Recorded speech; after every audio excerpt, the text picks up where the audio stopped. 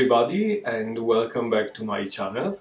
I am Sam. I'm an artist, illustrator and an aspiring knitting designer coming to you today from Dublin in the Republic of Ireland.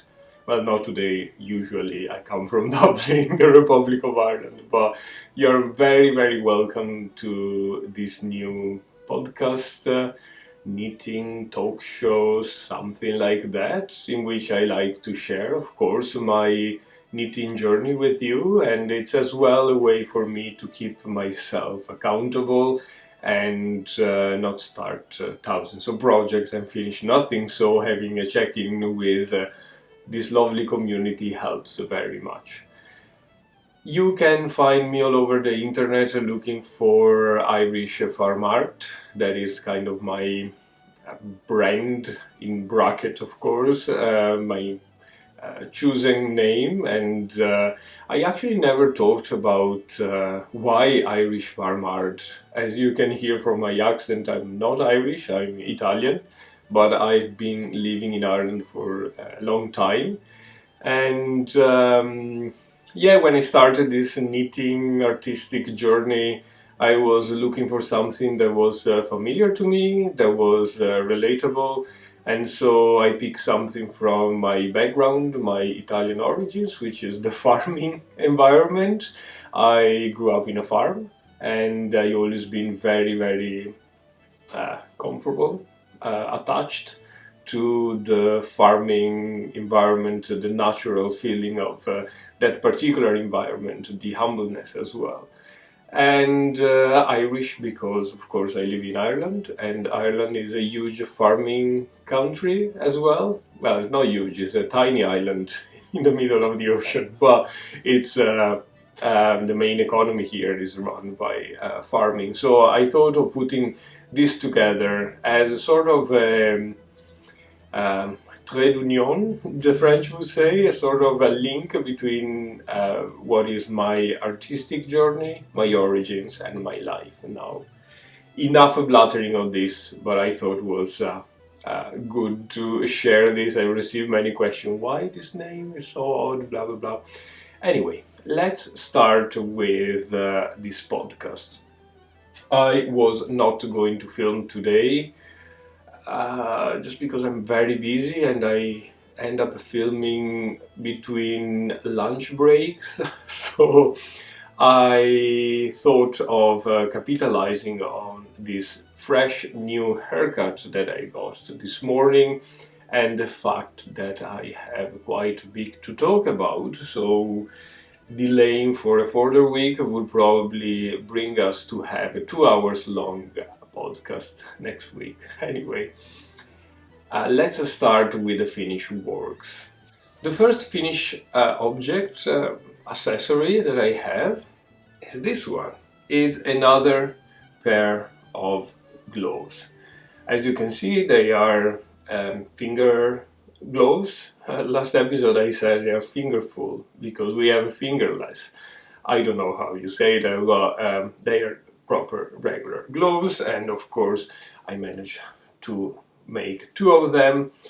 I made these gloves and these patterns before. It's the pattern's name is Gem Gloves from Pearl Soho. It's a free pattern and you can find all the details and the links below in the description, or if you're familiar with Ravelry, in my Ravelry page, or you can just Google Gem Gloves from Pearl Soho. It's a lovely pattern, extraordinarily well written and easy to follow. For the longest time I've always knitted fingerless mittens or mittens. I kind of was afraid about knitting the fingers, the proper separated fingers. I thought it would have been finicky and very difficult to knit, leaving a lot of holes in the middle of the fingers and the thumb. But how the pattern is constructed, this doesn't happen. It's really easy and there are no holes in the middle of the fingers. I have noticed that even commercial gloves have holes in the middle here where the stitches are picked up, but it's just absolutely beautiful. I made some modification to this pattern, of course. It's a free pattern, so I can freely talk about stuff. And the pattern tells you to cast on 64 stitches and then decrease the number of stitches and increase to the thumb gusset. What I have done is to skip the decrease at the end of the ribbing and start with the number of stitches that the thumb gusset starts with in the pattern. Doing that, I probably get a better fit for my hands. Unfortunately, my hands are quite big-ish, so starting with less stitches on the ribbing and having by chance more stitches on the beginning of the hand, that made the fit absolutely perfect. I wrote down everything in my Ravelry page if you are curious to know how the modification that I made. But they are absolutely beautiful, and this is the second pair that I made. Super easy and a great stash poster as well.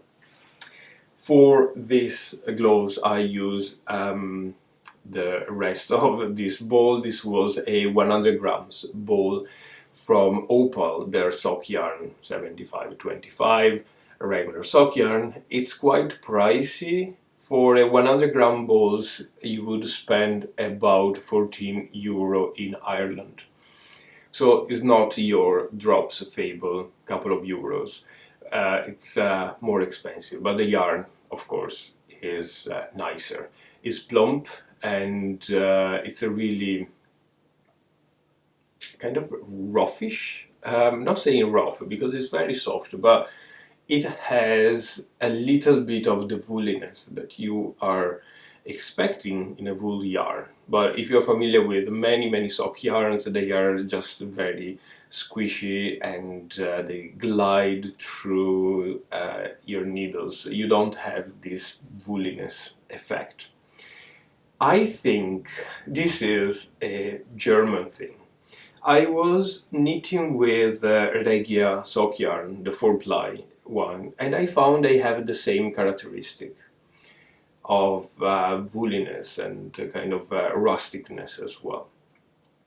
Knitting with other sock yarn like Coop Knits, the Fable from Drops, I found that they were more, what's the word here that I'm looking for, less woolly. They were more sleek as yarns. It's just a matter of preference, but I do very much prefer this wooliness type of thing. So this was a 100 gram full ball of yarn in this gorgeous petrol color that you probably won't see on the camera, and I have left about 30 grams now. So I'm happy because I can use this in a colorwork, for example, if I need an accent, but it's quite interesting because the gloves are not, they don't take a 100 gram ball of fingering weight yarn, but at the same time a 50 gram balls, the small regular ones, won't be enough for this pair of gloves. If you remember the last pair I knitted, I had to knit the thumb and index fingers of a different color because I didn't have enough yarn. So just to be aware of that. It's though a lovely pattern and I could not recommend it more. I think I'm gonna knit more of these as I want one in each color. Sticking to the accessories, I don't have them with me now, but I'm going to pop some pictures here. I have created a couple of bow ties. This is my original design and you can find them on my Ravelry store, Ravelry page. I made one with shamrocks for St. Bridget's Day. That was almost a couple of weeks ago now. And then, taken by the flow, I have designed one with hearts for Valentine's Day, which was just last Monday, if I'm right, a couple of days ago anyway. And they are absolutely beautiful, very easy to knit up. I made a few before. The original design is about a year old. And if you have downloaded that pattern, please go back to the Ravelry page and refresh the pattern. You should have it in your library already, but I modify a tiny little bit the schematics. So the pattern, the body of the pattern, the explanation remains the same with the instruction, but the schematics are a little bit different. I found it was quite difficult to read, so I streamlined everything, I skinned it back, and now I think it's so much better and so much easier to read up. So, lovely bow ties. They take a lot of starching though, so be aware when you knit this up, they are knitted in the round and then sew the middle band together. But when you knit this up, they may not look great.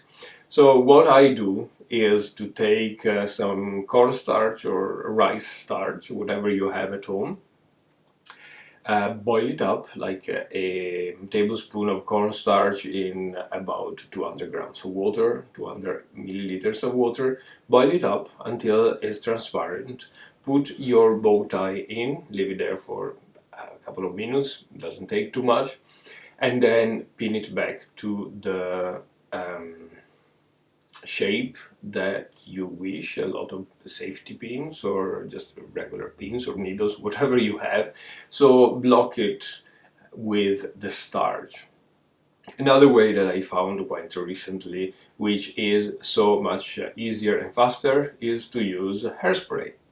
So when you finish your knitting, just give a quick wash to the bow tie, then take your hairspray, whatever you have, and give it a good spray on the front and back of the bow tie, and then pin it and let it dry to take the shape. So it will puff up and hair spray will keep everything together and quite stiff. I do like my ties, my bow ties, to be quite stiff and in nice shape. So here you go. That was my second or third finish work.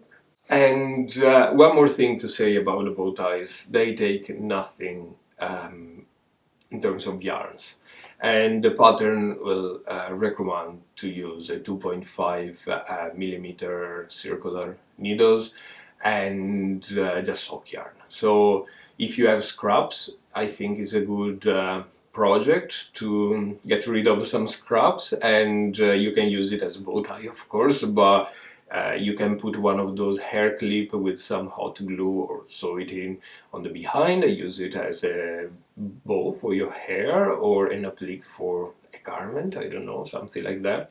It's a very nice, easy pattern to follow. And by the way, for about half an hour we've been top 20 with the Shamrock ones on Ravelry, which is great. Enough talk about the bow ties. I know that I'm flying through, but I have a very limited amount of time today, so let's just go on with the third, fourth finish work, which is what I'm most proud of this week. Here we go. This is the Flatten sweater by Berger. I have no idea how you pronounce your name. I'm sorry if you watch this video. I will show you where the buttons come from in a second. But I wanted just to give you a nice look to this jumper and perhaps as well to the floats. I know that many of us are very fond of floats, and I catch my float quite often, so it's quite satisfying to see as well.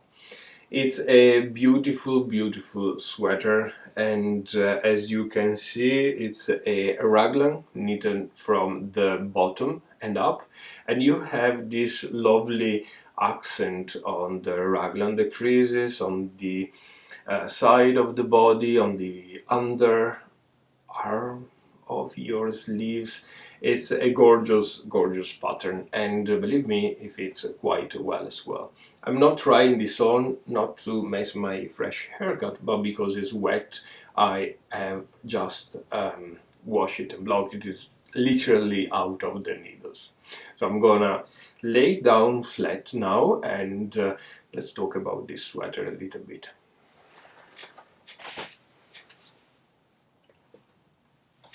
So, as I said, the pattern is from Berger,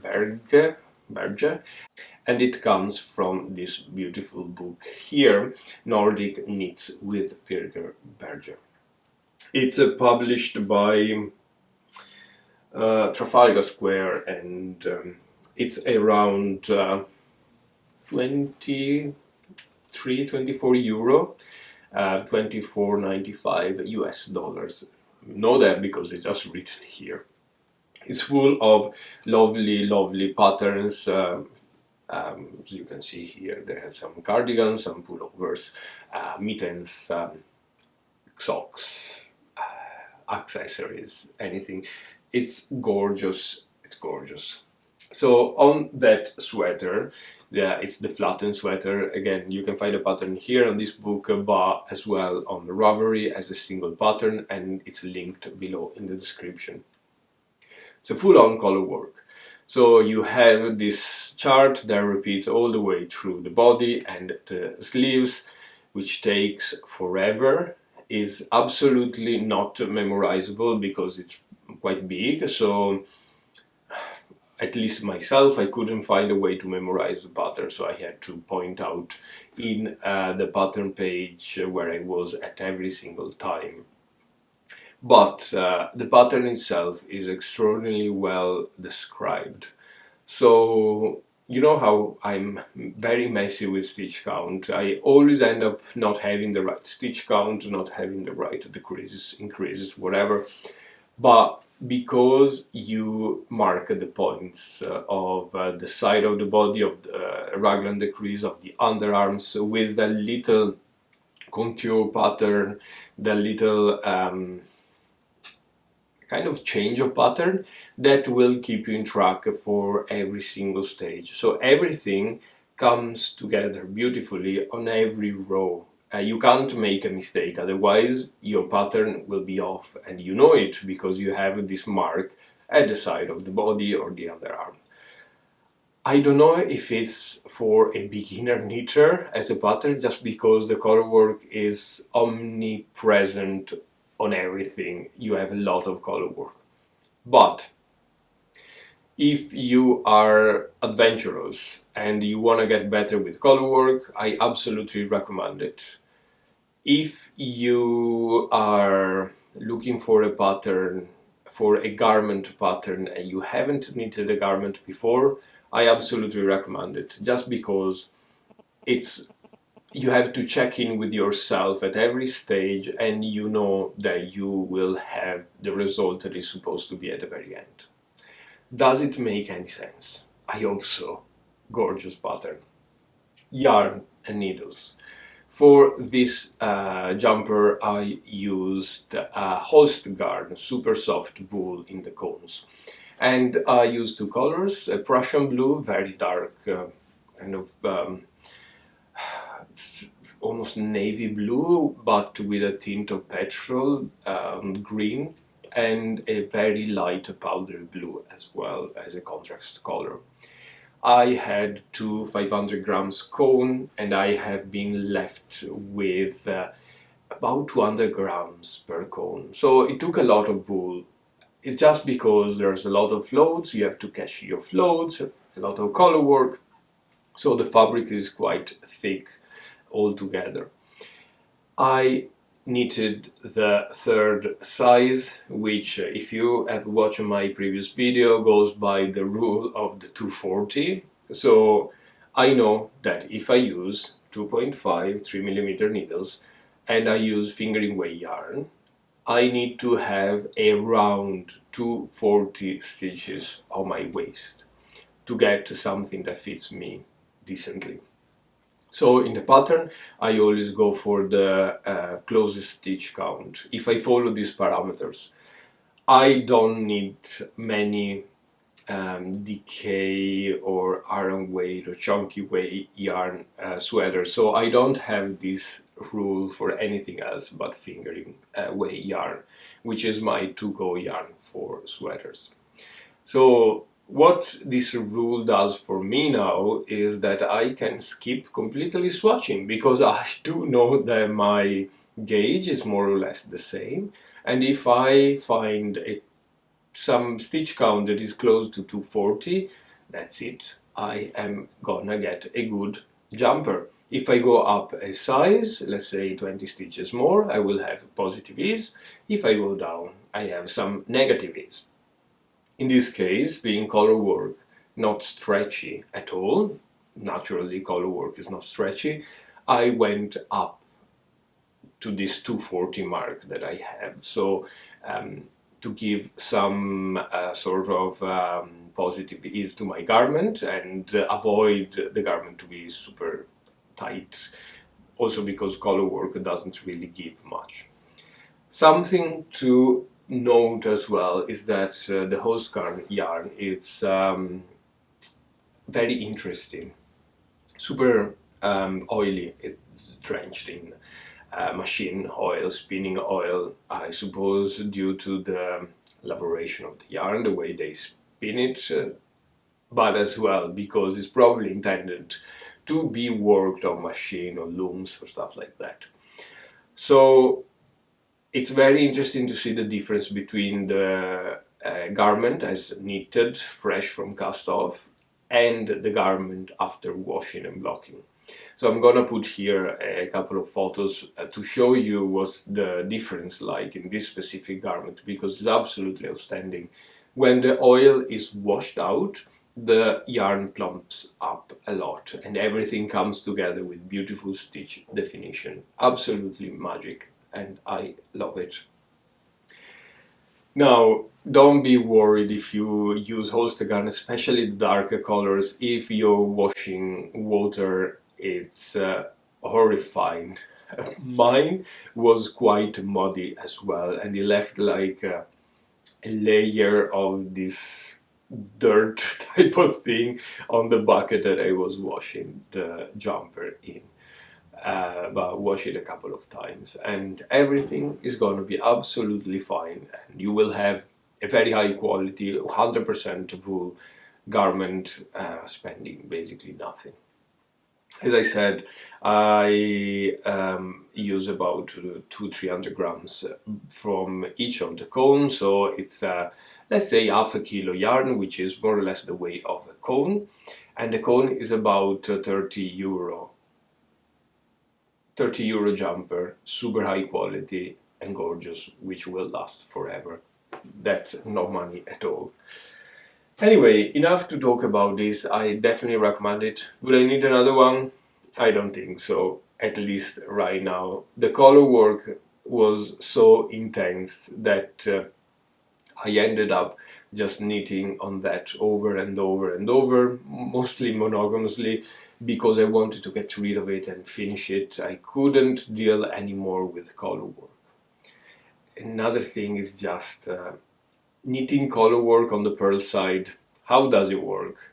The jumper itself has a few short rows on the neck, so you have a couple of 100 stitches that need to be knitted and purled in color work. I knit continentally, so keeping the yarn on my finger, and I couldn't figure out a way to knit on the purl side color work. If you have any suggestion, if you know of any tutorials out there for continental knitters for color work, please let me know, because I went crazy. I love color work yokes, but I don't like purling, so let me know. That's it with finish works. Let's go on to the works in progress now. And I think I only have two, which is good enough. So, the first one that I want to share with you is this one. This is the bust of the body of the Cortina jumper. again, go back to my previous episode, I'll tell you all about this jumper. It's basically a pattern created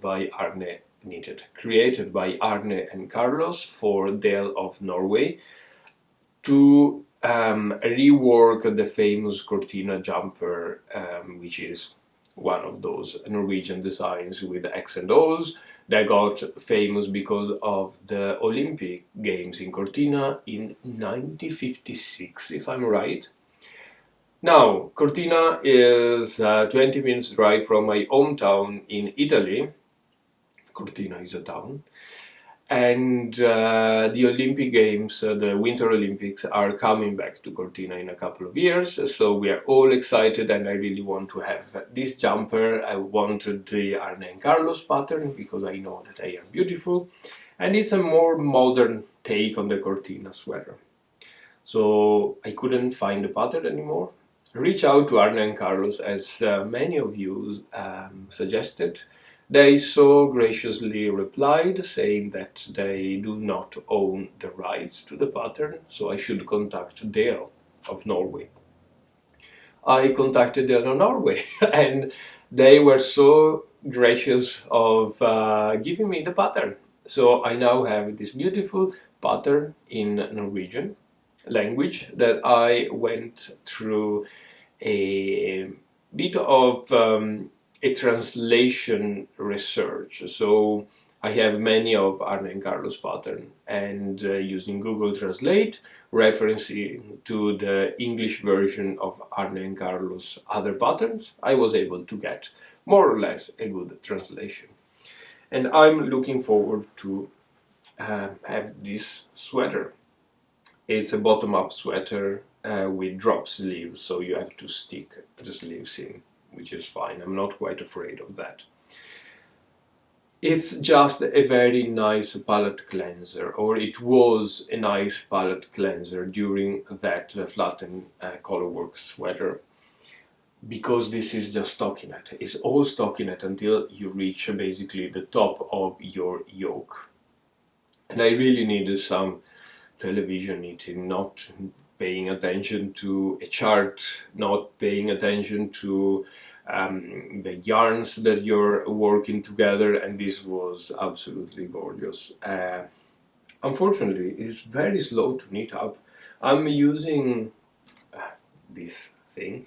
This is baby merino from Drops. It's a fingering way merino wool that I got a couple of months ago in one of the spree shopping adventures while I was fascinated about merino wool. So it's gonna be absolutely gorgeous as soon as this is knitted up. But considering that this is a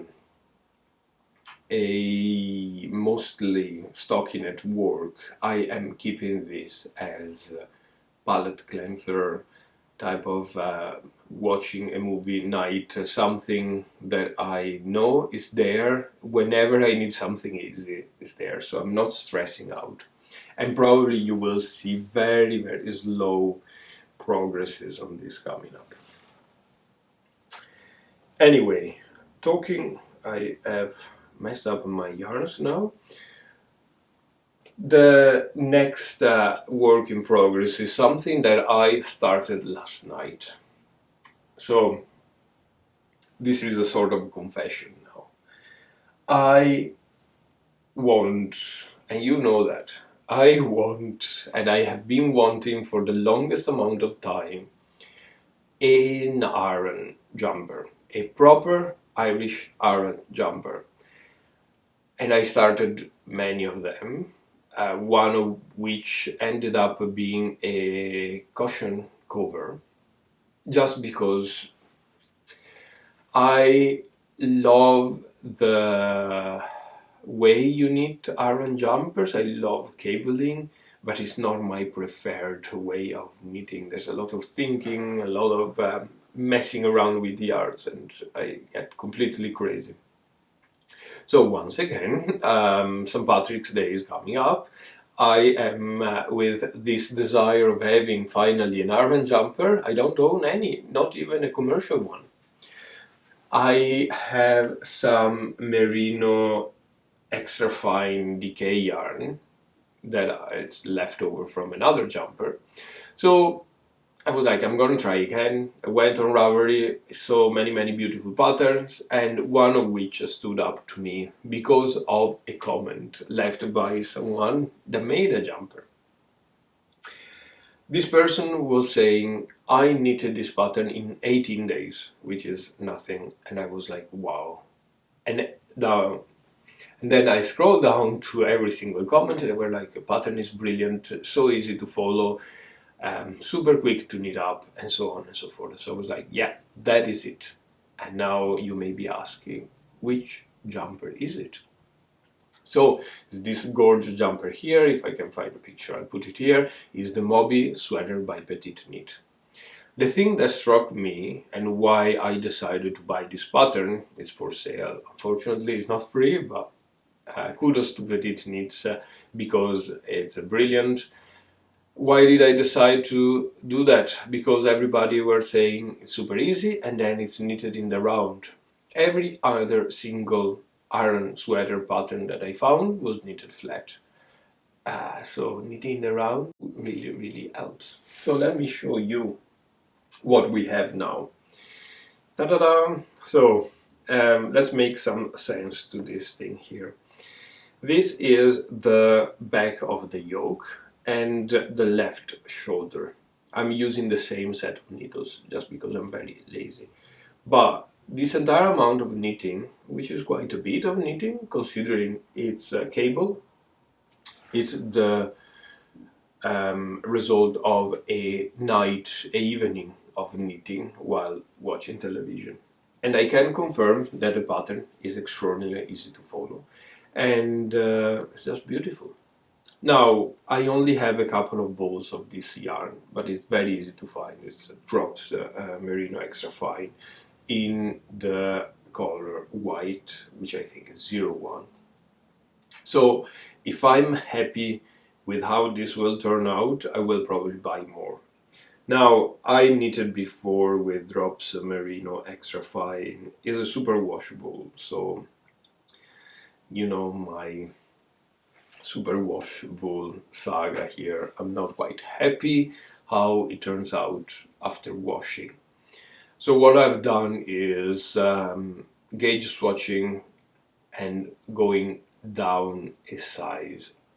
So I know that the gauge is fine, the size is smaller, and then even if it grows, it's going to be okay. Now, I don't know how that will particularly work with cables. We'll see how it goes. But if it's as quick as people are saying in the comments, I'm going to probably splurge on some proper Irish iron wool and yeah, a beautiful iron jumper. I don't know if this is going to work for the St. Patrick's Day coming, but for sure it's so far quite quick to knit up. So Petite Knit, the Moby sweater, lovely. Now, I'm looking here because I have all my stuff here and the notes. I think it's time for acquisitions. Once again, I don't know if I'm just flying through everything, if you even can catch any of what I've said, but please reach out to me if you have any questions. I'm always happy to build this little community, and really it means a lot. Every single comment that I receive, I try to reply, even if it's just with a thank you, but I do love this engagement type of situation, disengaging with people, and it's quite nice as well to receive questions so that we can chat through what I'm doing, what you're doing, so on and so forth.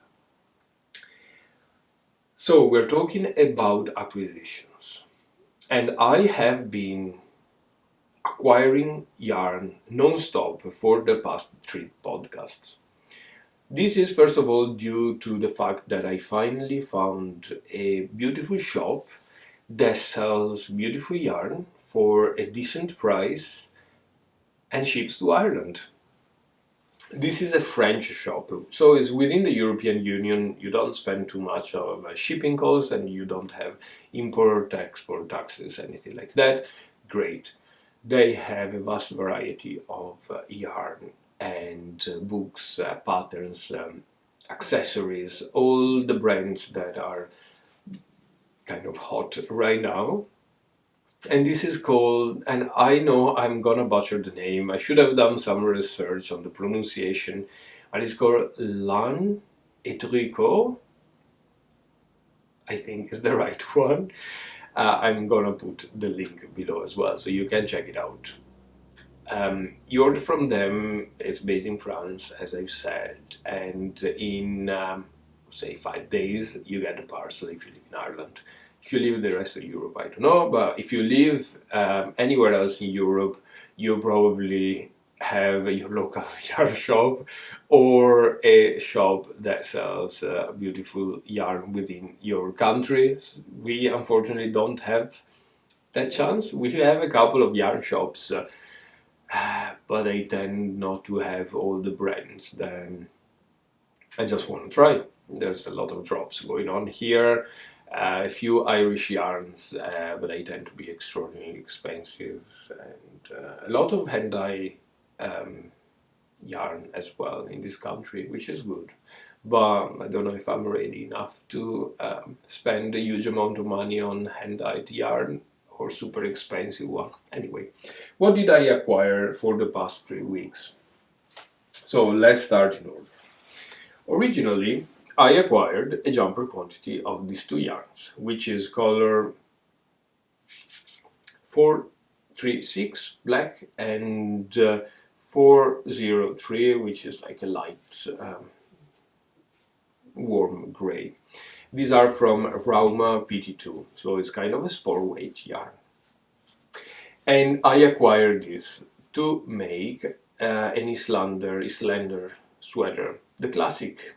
I'm gonna put a picture if I remember. Classic sweater, color work all the way through. I made one before. It's a very classic design. Now, when I acquired this jumper quantity, so I have 8 balls of black and 3 of the white, as the pattern recommends. I saw that Inga from the Knitted Tradition was making one of these Islander sweaters, and she was using a beautiful warm brown and a mustard color. So I went back on the website because I absolutely wanted a jumper in those colors, and I found that I don't have any because I'm gray, blue, black generally. So I bought a jumper quantity of this one. So now I have, or back last week, I had 3 balls of this 464, I don't know the name, but it's a very warm brown with a little bit of speckling, and 3 balls of 4125, which is a heather color and is kind of warm mustard as well. Super beautiful colors taken by themselves. And I thought this was a great combination for main color and contrasting color, but now if you look at them together, there's not that much contrast, and they look basically the same color. Let me see if the picture is okay. So I do love these two singularly, and I don't love them together. So I went back on the Rauma, on this French website, and I had to get myself this color. If you see here, it looks so much better in the contrasting with the dark one. This is color 417 is mustard. So now you see how these can work together, and this resembles very much Inga's jumper as well. But I was like, I only have 3 balls of this one, and I really love this color. So I ended up buying another jumper quantity of this one. So now I have a massive amount of Rauma. I don't even know if I'm going to knit up everything, but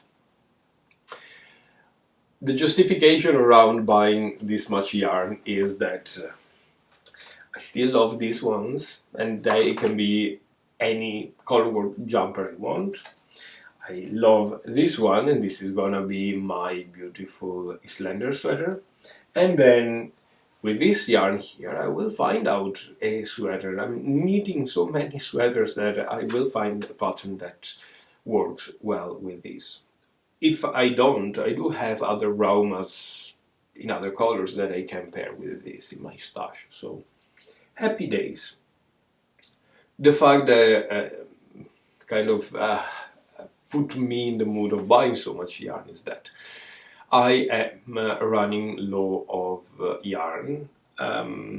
With these last two works in progress, I will finish almost completely my drops stash. I don't have anything else drop-wise left. So the only other things that I have in my stash is a few cones from host garn and woolly knits, and a couple of raumas. So it's nice to replenish your stash, I think.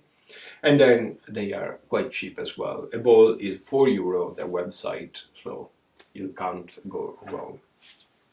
While I was there, I got two balls of Sadness Sisu sock yarn as well, 2575. This is the color 2134, and this is the color 6553, which is a mustard color and a nice light blue. I got this Sadness Sisu because I never tried it for knitting socks or accessories, and I do recognize that I don't have any bright colors in my sock yarn mini stash. I only have grays, and you can't work with grays too much because it's so very boring. So I got two of these particular colors that I can use as an accent as well. I've heard that many people find Sadness Sisu unraveling when knitting. Now, I haven't tried knitting with this yet, but if you have had this experience, can you give me any recommendation on how to go on with this? Just because I would like to. And then my last acquisition is this booklet here, which comes from the same website. It's a book of patterns from Rauma that I think it's quite gorgeous. They are all patterns, jumpers for men. And I'm always on the lookout for garments for men because we don't have many in the pattern, knitting pattern community. And these are quite nice, a lot of color work as well, but as well a lot of texture. This, if you are interested, is 2019 number 312. It was just a couple of euros, but is absolutely worth it. Now, I haven't looked at it yet in depth, just because I have so many projects to start and think of, but that was it. Once again, I know this was a run through. I need to go back to the office or basically turn the chair and start working because I'm working from home today. I really wish you a happy weekend, and if you are new to this channel, consider to give it a thumbs up.